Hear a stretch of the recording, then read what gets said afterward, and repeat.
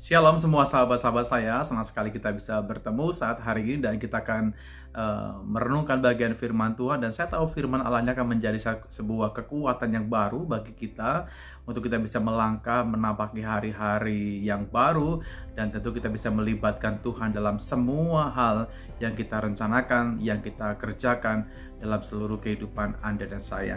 Satu firman Tuhan dalam Yakobus pasal yang keempat, kalau kita mengacu kepada ayatnya yang ke-16, begini bunyi firman Tuhan.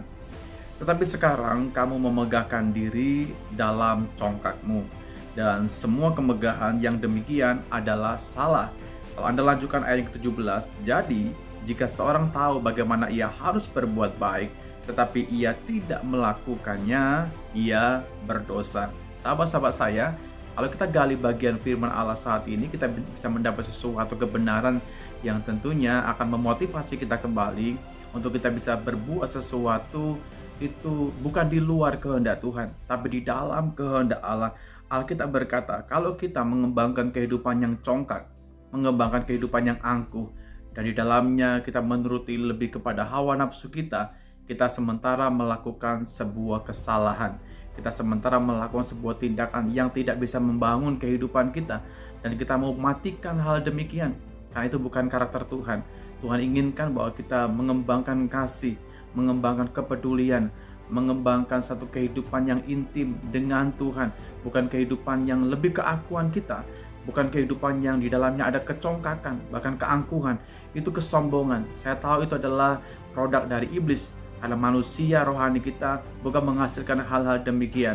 Kalau Anda lanjutkan kembali ayat 17, jadi siapapun kita, ya siapapun Anda, bagaimanapun keadaan kita, kalau kita tahu bagaimana kita mesti berbuat baik, tapi kita mengekangnya, tapi kita tidak melakukannya, atau pura-pura kita tidak mau melakukannya, kita dikatakan menjadi orang yang berdosa.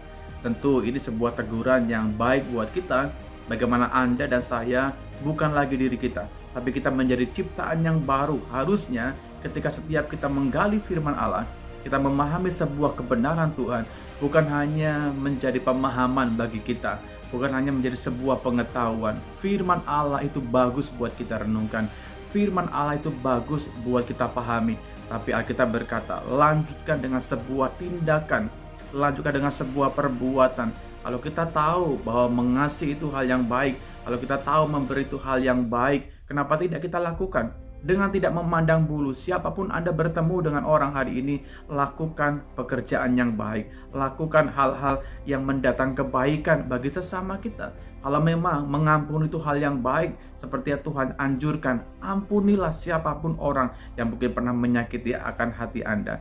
Tapi hari ini kita bisa berangkat bersama-sama, kita belajar bersama-sama. Saya yang berbicara pun mengevaluasi kembali kehidupan saya pribadi. Apakah benar-benar kehidupan saya dan saudara sudah selaras dengan firman Tuhan? Kita acap kali tahu saudara yang baik. Kita mengerti kok sesungguhnya apa yang terbaik yang perlu kita lakukan. Tapi perlu kekuatan Tuhan, perlu hikmat Tuhan untuk kita bisa melakukannya.